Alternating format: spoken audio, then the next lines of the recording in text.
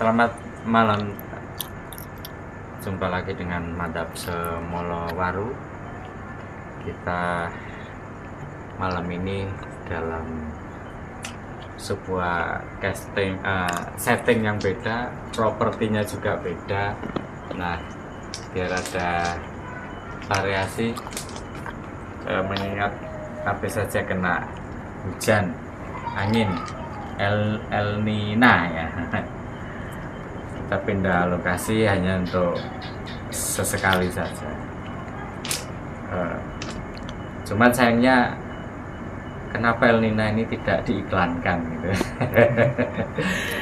saya kadang bingung kalau produk terus punya nilai ekonomi, terus mengandung kapital di dalamnya dan bakal akan mengantarkan seseorang menjadi kaya, itu diiklankan. Tetapi untuk musibah yang bakal melanda kita, meskipun memang kejadiannya baru akan datang, tapi kan ramalan cuaca sudah bisa diprediksi ya, bahwa akan ada begini-begini. Kenapa tidak diiklankan gitu? Maunya kita sih tidak sekedar ramalan cuaca, tapi ada iklan. Nah, ini ngomong soal iklan ini, saya jadi teringat dengan treatment terhadap kognisi manusia. Nah, dalam rangka itu saya kok tiba-tiba pengen pendapat si Kalem bagus. Janjane piye Gus? Iklan nang kognisi piye? Ayo terang nih Gus.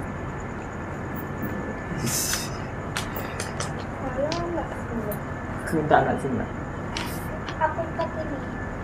Ya yo ngomong kok cok piye? Delok wong akeh kok ngenteni. Coba apa kok? Heeh, sik diitul ya. Kok mau apa tuh? Terus nang tak panggil.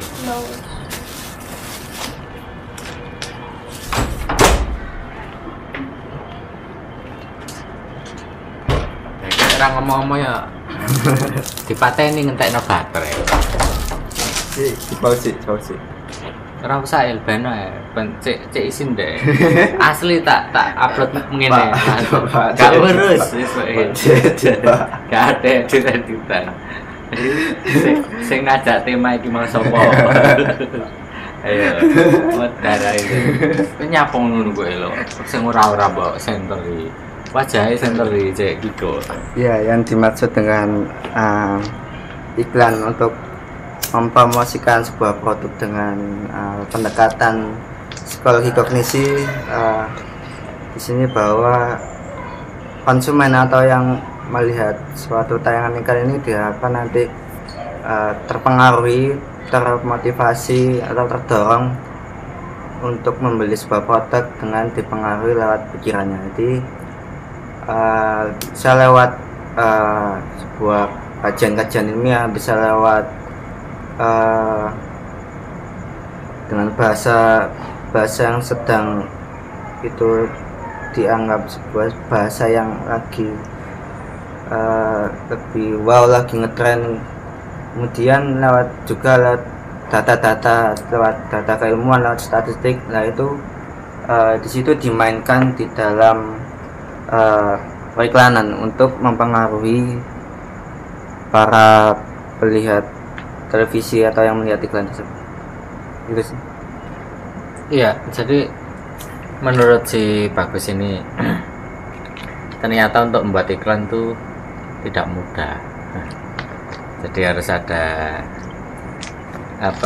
pemetaan dulu,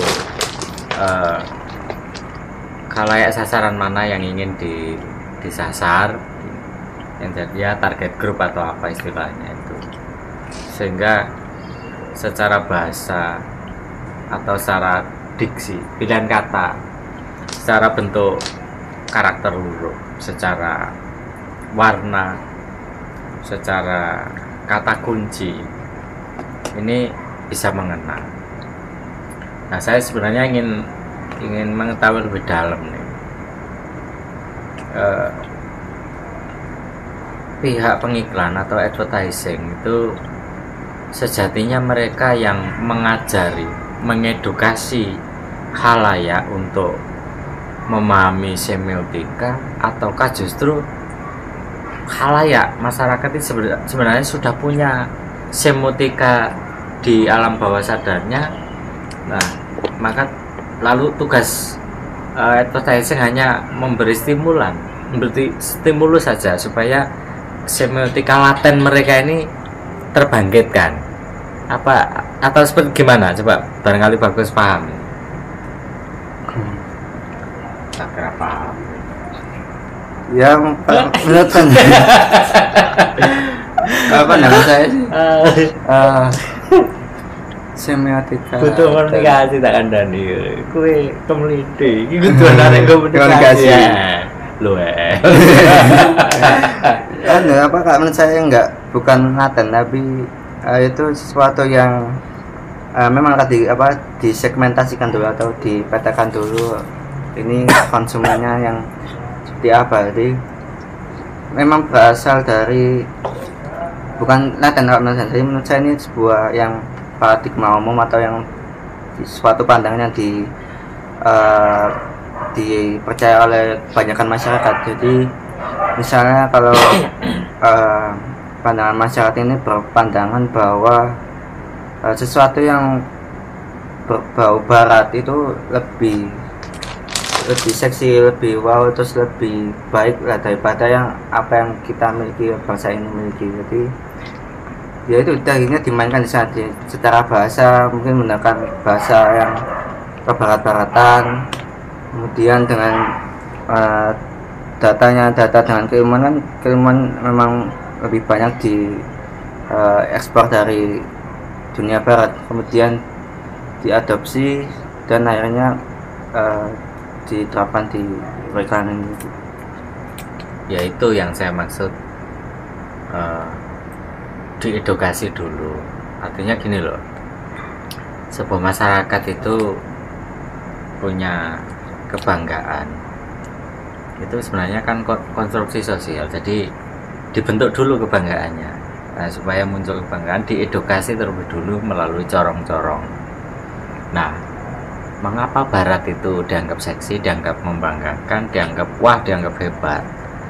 Kan harus diberitahu dulu di masyarakat, ini loh hebatnya barat ngomong teknologi kan, ini hebatnya barat ngomong sains, ini hebatnya barat ngomong etos kerja, disiplin waktu, lalu kemudian kecanggihan, terus civilized, peradaban dan sebagainya. Nah itu di enforcement terus menerus, di endorse ya, di ekspansi gagasan semacam ini melalui pengedukasian yang masif dan sistematis, bisa lewat jalur pendidikan, bisa lewat media, bisa juga lewat influential group atau opinion leader. Nah, maka dengan demikian masyarakat tersebut menjadi teredukasi, menjadi paham bahwa oh ternyata barat itu seksi. Nah, akhirnya secara manusia ini secara kesadaran akhirnya berupaya membuat bandingan.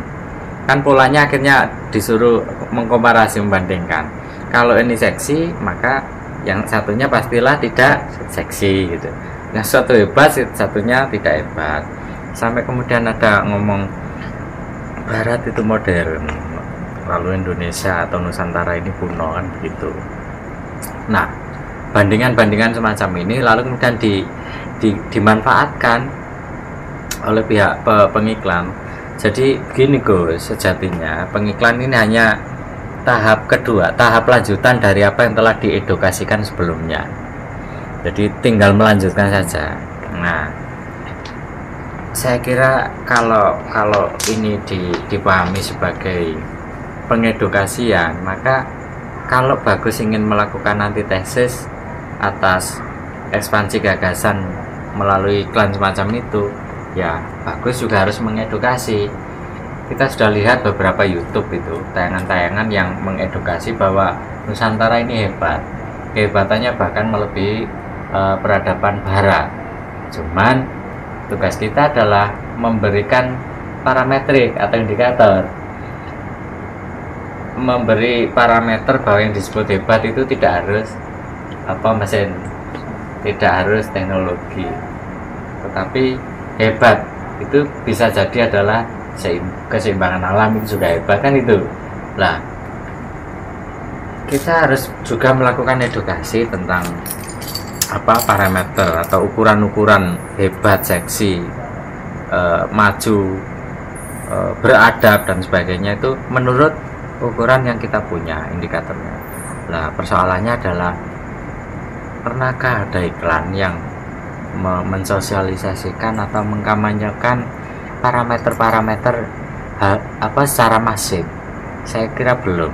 Mengapa? Karena secara logistik kita tidak punya. Siapa sih yang mau membiayai orang geblek melakukan kampanye atau mengiklankan parameter pada masyarakat? Nah, kalau pihak industri jelas mereka masif. Kenapa? Karena didukung logistik, ada kekuatan modal di sana. Jadi dari situ aja sudah jelas sebenarnya melawan iklan adalah semacam masuk pada sebuah gang buntu, sulit ditembus. Nah, maksud saya begini Gus, kalau memang sulit di sektor itu, kan ada sektor lain. Misalnya tadi yang saya katakan, setiap masyarakat itu punya bawah sadar yang juga bisa dimasuki, bisa disentuh gitu. Oke lah, Barat memenangkan pengedukasian melalui iklan ini dengan menggarap sektor kognisinya. Tapi kan tidak hanya kognisi yang ada di manusia. Nah, menurut Bagus, lini-lini apa saja di sisi manusia itu yang bisa dimasuki selain kognisi? Silakan. Di putaran psikologi, Putara bisa. Kalau narik teknik mungkin bisa dijawab dengan Mas Ismail. Ya, saya kira benar. Mail silakan Mail. Kurang ajar ini. Bongkak bisa. Jadi gini, salah kaprah tadi. Ada yang bilang kita butuh anak komunikasi di sini, kita butuh anak psikologi. Kita butuh karena anak psikologi, anak komunikasi itu panjang. Kalah dengan madhab Longso. Oke, kembali pada topik. Gayamu. Padahal aku gak ngerti apa sebetulnya. Sampai tambah nanti diedit bongko awisa. Gak apa-apa, ada psikologi cara ngamuk nang aku. Ada komunikasi kata ngamuk, gak ngarawani. Pak Jupri Enteng. Aku di. Oke, kembali kepada pertanyaan yang semula tadi dibicarakan tadi tentang periklanan. Wah, sebelum masuk ke kognisi dan lain sebagainya. Dia enggak dia pahami. Karena yang lainnya masih belum paham, masih coba-coba. Gak salah kan, kalau sing salah nang dunia ini. Ya kan sing bener. Oke, jadi dari pertanyaan yang tadi dimunculkan oleh Pak Dokter, tumben aku hormat, dan biasanya juga. Berarti tukang suntik. Iya Pak. Itu dokter Pak. Dokter. Oh itu dokter. Beda dengan dokter. Pikirku waduh, aku biyen iki wedi Gus. Wedi. Pikirku cilaka iki nek engko aku dadi dokter tenanan, engko gek omahku esuk-esuk digedhori wong. Dok. Wonten apa? Anu ya kok kula sakit, minta disuntik aja lho. Sik. Balik mendadak aku, ojo. Balik menang kene meneh. Tadi dimunculkan pertanyaan, kenapa kok sampai hari ini periklanan itu tidak pernah menayangkan fenomena-fenomena alam atau peristiwa-peristiwa yang kemudian ini akan terjadi atau sudah terjadi yang itu berhubungan dengan alam itu sendiri, bencana dan lain sebagainya. Iya dong. Ngomong dramatis. Iya dong. Wis kaya ngono ku. Wis takut tak ngomong iki temenan iki disotek iki. Iki bayar iki. Mata semua luar bayar. Wong kene kabeh. Arizan Apa? Iya. main. Ya, yang pertama gini. Kenapa? Apa yang ngomong? Iku aku ngomong iki ngomong. Ngendek no memori ya. Ayo ngomong ngendek no memori. Kenapa fenomena-fenomena atau ramalan-ramalan tentang bencana alam dan lain sebagainya tidak diiklankan oleh para pengiklan itu arek-arek komunikasi hasilnya ini kurang ajar sebetulnya. Karena fenomena alam yang seperti itu tidak akan menguntungkan bagi mereka, kecuali kemudian kalau fenomena alam ini dibumbui dengan kepentingan mereka, maka ini akan betul. Jualan payung misalnya. Akan dijadikan satu iklan tersendiri, tapi dalam bagian khusus sebagai tersangkanya ini adalah fenomena alam dan dia punya obatnya, ini yang ditawarkan. Oh iya. Biasanya seperti itu. Cat anti bocor biasanya laku kalau sekarang. Terus sakitnya di sini itu juga masuk angin. Masuk angin. Kayak gitu. Kenapa? Karena para pengiklan itu pasti punya kepentingan dan kepentingannya adalah keuntungan itu sendiri. Itu. Kemudian kenapa kok yang disasar adalah pemahaman kognisi? Balik meneh. Menyasar pemahaman kognisi orang itu cara yang paling mudah dan paling manjur bagi para pengiklan itu. Ketika kognisi orang sudah dipengaruhi dari pengetahuan-pengetahuan yang sudah dipaparkan oleh mereka, maka akan masuk ke dalam pikiran mereka. Iya toh. Lewes nonggone pikiran, itu biasanya mudun nonggone tindakan ngono. Lewes nonggone tindakan, mesti le pikirane nonggone iklan iku mesti goleke nonggone panganan iku. Biasanya kayak ngono ku. Dadi cara yang paling mudah ya kognisi iku mau. Dan cara yang paling manjur ya kognisi iku mau, karena dia sudah sudah masuk ke dalam pikirannya. Lek wis masuk nang pikiran tindakan iku manut kabeh. Nah, cara merubah pikiran teko apa ya teko pandangan-pandangan iku mau. Dadi pinter pengiklan sampo kampenan. Jadi kayak sampo ngono lho maksudnya. Nah, rambutmu tetep nantang langit no. Iya kan niki rambutnya wong Bojonegoro ngene iki. Dadi dan tape menang. Dan tape dan tahu pasti menang. Tapi sayangnya tahu saiki wis gak diudana meneh. Iya, soalnya tahunnya wis bulet-bulet. Wis ngomong nang tahu bareng. Oke, balik lagi kepada pemahaman kognisi tadi itu. Jadi yang paling murah, yang paling mudah ya kognisi. Bayangkan kalau para pemilik modal atau pemilik lain-lain obat-obatan itu mau obat encok dan lain sebagainya itu mau mengiklankan produknya ini melalui dengan cara behavior. Waduh, ini salah kaprah iki malan. Karena mempengaruhi orang dengan behavior ini bahaya ini. Akan memunculkan sebuah perlawanan karena wong kok di kongkongan akhirnya wong lawan ngono. Kayak wong dikongkong nang ngene penjara, akhirnya nglawan, berontak kan ngono. Iku kaya kancaku iku sing senengane berontak ya ngono. Jenenge Bagus Almahdi iku. Imam Mahdi. Iya, itu besok dia akan memberontak kayak ngono. Ujungnya nanti omongan iki.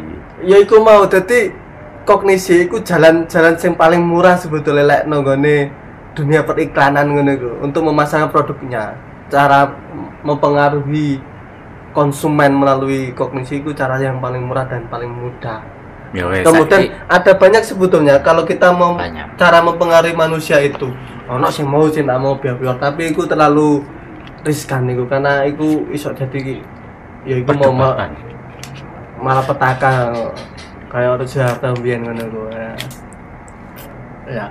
Terus apa meneh ya? Sing kok akeh iku sebetulnya. Tapi aku gak jelas dong. Iku biasanya sebetulnya iso tapi arek psikologi kan sing luwih pantes ngono. Akeh nek ra iso jelas deh. Ya iki. Wes leren sik gantian. Ngene. Ya.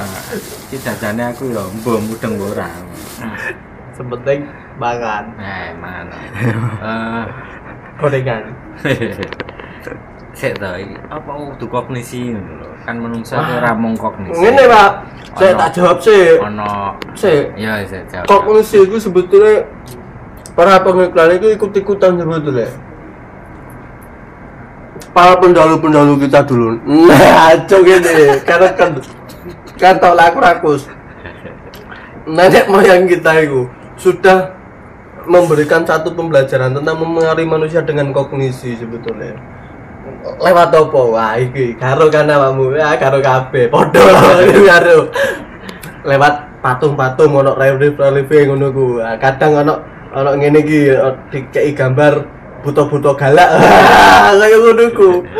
Iku buat sebetulnya maknane apa ya karo. Paling ora kan iku salah satu cara mempengaruhi orang dengan kognisi. Iku sudah dipraktekkan sebetulnya dari zaman leluhur kita. Tapi kan sebetulnya kita nggak mau belajar dari leluhur. Cuma pengen tau belajar tentang psikologi geblek ya. Kayak Sigmund Freud dan seterusnya iku geblek kabeh iku asline. Iku asline kalamin anak moyange kene ngono lho. Dadi ngono lek kognisi iku. Ya, sip. Ini kan. Jadi saya memahami sekaligus ya kebingungan dengan paparan Ismail tadi. Tetapi beberapa titik tetap bisa kita ambil kata kuncinya. Mail mengatakan bahwa iklan itu bisa menyasar wilayah kognisi. Hanya saja Mail malas menerangkan sisi-sisi manusia yang lain. Dia tidak mau menyasar yang lain karena mungkin dirasa perasaan ini tidak enak ngerebut kaplingnya anak-anak psikologi. Karenanya Mail tidak menjamah wilayah konasi, tidak menjamah wilayah afeksi, psikomotorik, itu tidak dijamah. Tetapi meskipun begitu ternyata Mail piawai memainkan terminologi. Dia memang ogah menggunakan istilah-istilah psikologi. Selain perasaan tidak enak dengan anak-anak psikologi, Mail ternyata punya kebanggaan pada cara-cara leluhur mempengaruhi pandangan masyarakat. Itu hanya dengan cara membuat relief. Mail tadi mencontohkan relief patung, kemudian gambar-gambar yang ada di monumen-monumen peninggalan masa lalu. Barangkali yang dimaksud oleh Ismail adalah semacam Candi Borobudur. Kita tahu Candi Borobudur itu adalah iklan orang masa lalu. Pada sebuah peradaban yang tidak dikenal tradisi tekstual, huruf atau aksara, tentu saja untuk melakukan dokumentasi sekaligus memberi ajaran atau kampanye kepada masyarakat, dipilihlah metode-metode yang di luar aksara, yakni dengan cara menggunakan kidung, cara kata mutiara, pantun, hikayat, epos, legenda, dongeng, dan sejenisnya. Nah, itu yang versi tutur. Bagaimana dengan yang versi penggambaran? Mael tadi sudah menyitir beberapa sebuah gambaran yang ada di patung. Semacam Borobudur itu di lapisan paling bawah itu ada gambaran yang disebut dengan dunia samsara. Pada dimensi samsara ini reliefnya sedemikian komplit, sedemikian lengkap dan ribet, karena memang dianggap wilayah paling dasar dari bangunan relief itu merupakan wujud gambaran manusia yang masih dalam tataran paling bawah, manusia yang masih chaotic, manusia yang masih complicated, manusia yang masih dikendalikan oleh nafsu-nafsunya. Nah, lalu kemudian manusia akan beranjak dari wilayah samsara apabila dia mampu menggembleng dirinya, sehingga akan naik ke wilayah yang disebut dengan rupa dhatu. Di dimensi rupa dhatu diterangkan dalam relief bangunan itu, penggambarannya sudah tidak serame ketika di wilayah samsara. Jadi rupa dhatu sudah mulai berkurang penggambaran reliefnya. Intinya iklan atau edukasi yang diberikan di wilayah rupa dhatu mulai berkurang. Naik lagi ke wilayah arupa dhatu. ini juga reliefnya semakin kabur, semakin abstrak, semakin absurd.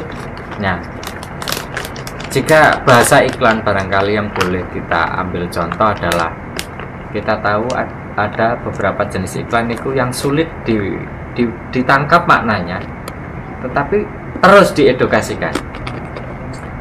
Nah, setelah nyampe arupa datu itu naik lagi ke alam yang disebut nirvana. Di sana tidak ada gambar sama sekali.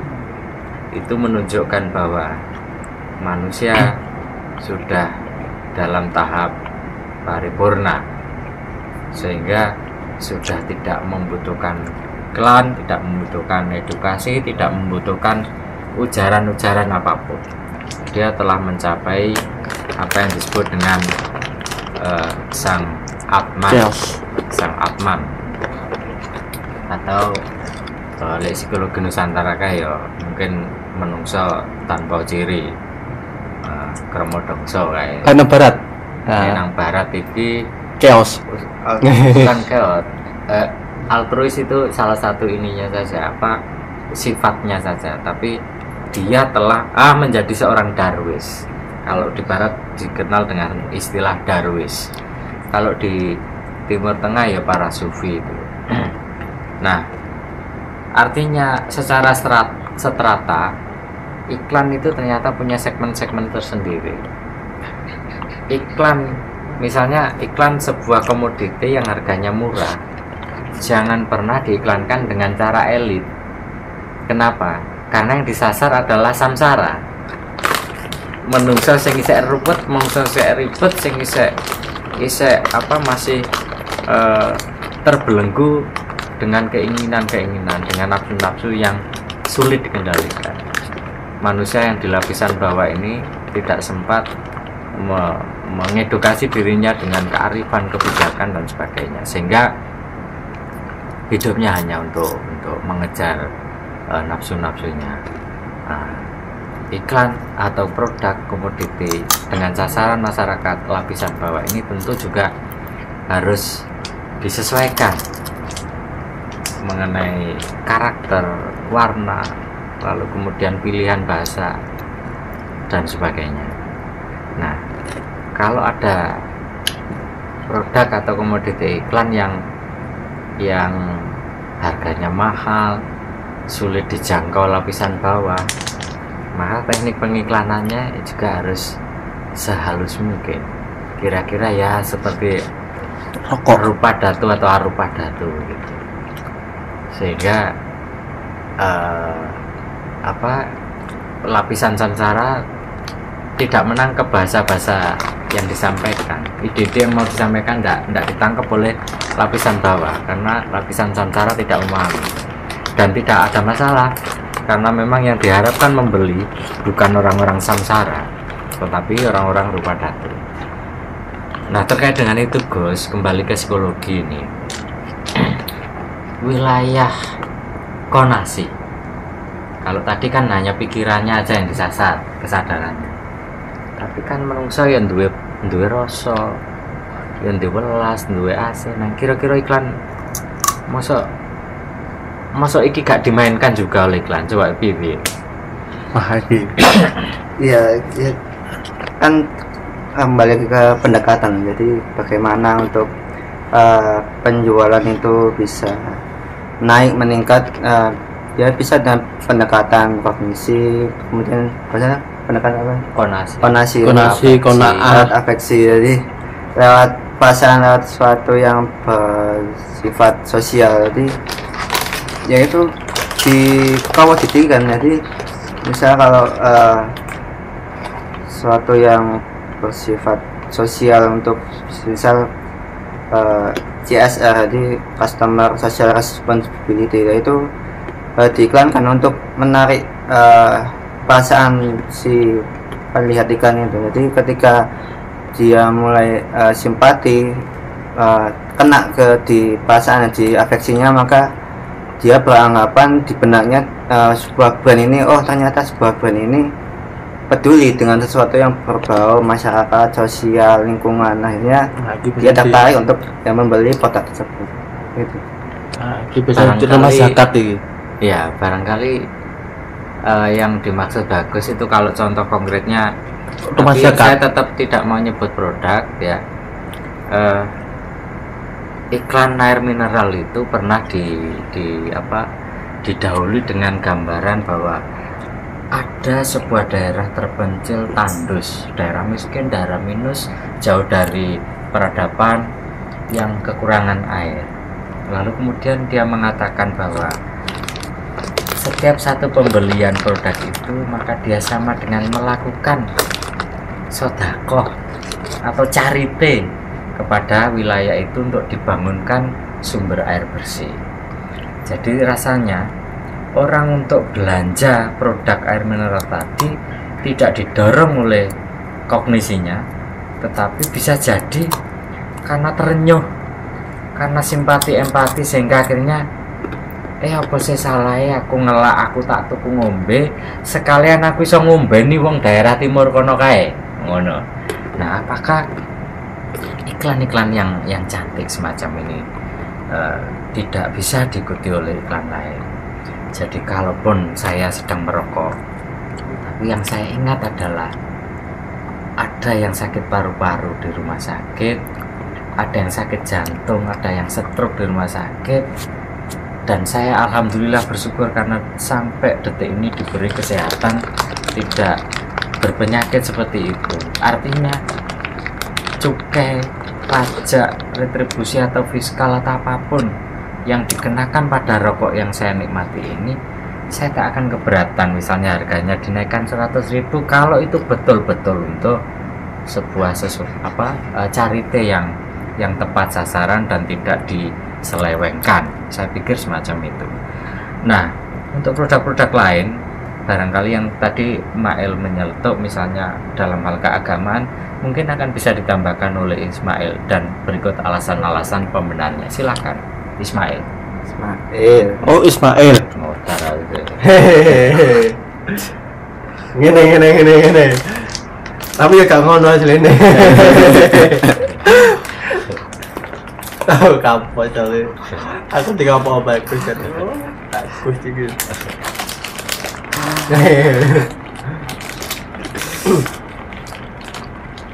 Memang gini, biasanya kalau iklan-iklan yang mudah merenyuhkan rasa itu biasanya yang paling gampang biasanya para pengiklan itu membawa agama biasanya. Nah, itu membawa agama ke dalam periklanan itu biasanya paling mudah. Dan itu paling mudah untuk mendapatkan simpati rakyat. Weh, kayak pemilu aja. Tegamu iki pemilu ah. Tapi terkadang yo terlalu konyol loh. Kalau kita sadari terlalu konyol. Biasanya agama dipakai untuk menambah pundi-pundi kapitalnya kan yo konyol. Nah, ini sebetulnya yang keliru. Kalau sudah agama dibawa masuk ke dalam komoditi periklanan, bahasa komunikasi gitu, gaya didik aku. Wes pokoknya ngono ku pokoknya. Dadi sing biasane paling mudah merenyuh hati masyarakat khususnya nang Indonesia iki biasanya periklanan sing model-model nggo agama-agama didik. Ngombe iki, nah iki wis engko urusane ambek koplo, ambek sing koploan ngono ku biasane. Apa-apa lagi halal. Iya. Deterjen halal. Deterjen dipangan. Iku bagus iku berarti kok jelas aku. Deterjen halal iku mau sapa sing halal ayo. Nah, Pak Didin mana Pak Didin? Monggo, Pak. Iya. Bagus, Pak. Iya, nanti ke bagus. Halal iki mau. Saya ingin melanjutkan yang kelihatannya Mail ini makhluk unik luar biasa. Kelihatannya guyon, pencilaan, enggak tenanan. Paling bener. Tapi di balik celutukan nakalnya itu ternyata ada hikmah yang bisa dipetik di sana.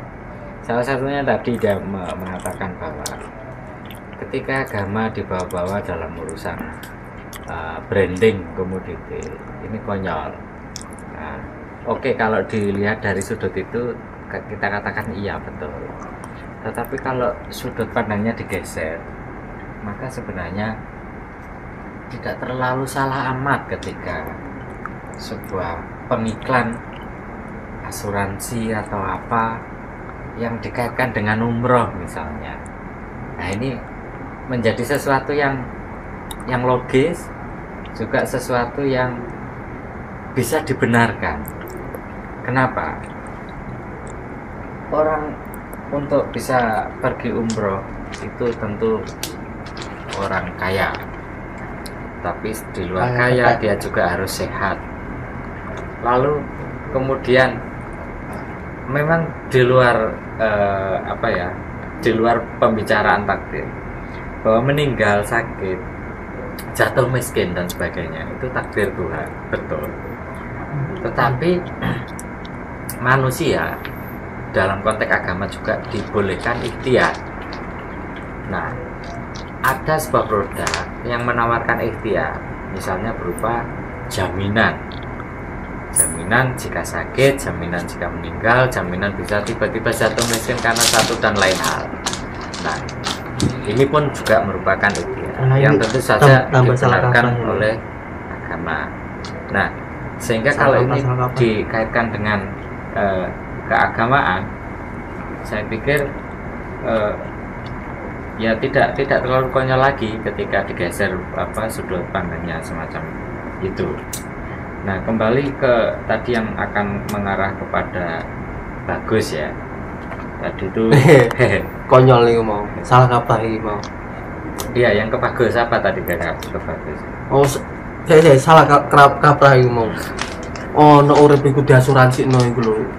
Jari sopo ngono iku. Goblok iku tambah salah kaprah iku. Urip iku wis dijamin kau sing urip. Diasuransi no sisanmu tenggoe kakeane asuransi iku sing urip Pak. Goblok iku tambah salah kaprah iklan yang seperti itu. Sebetulnya enggak itu iklan-iklan yang sangat tidak perlu dipercaya. Karena itu iklan-iklan yang salah kaprah. Jadi malah meniadakan sang ada. Salah kaprah itu iklan goblok gendeng itu. Ya udah, itu tadi sanggahan dari Mail atas beberapa masyarakat yang masih salah pengertian mengenai kata jaminan. Jadi tidak ada satu makhluk pun memang bisa menjamin umur manusia. Tidak ada satu makhluk pun bisa menjamin kesehatan manusia. Harap diingat, yang dijamin oleh asuransi sebenarnya bukan umurnya, bukan sakitnya, tetapi adalah ketersediaan uang jika dibutuhkan manakala seseorang itu meninggal atau tiba-tiba sakit. Urusannya bagus iki. Gus. Gimana, Pak? Wes, ada siapa ngulang. Cari nih.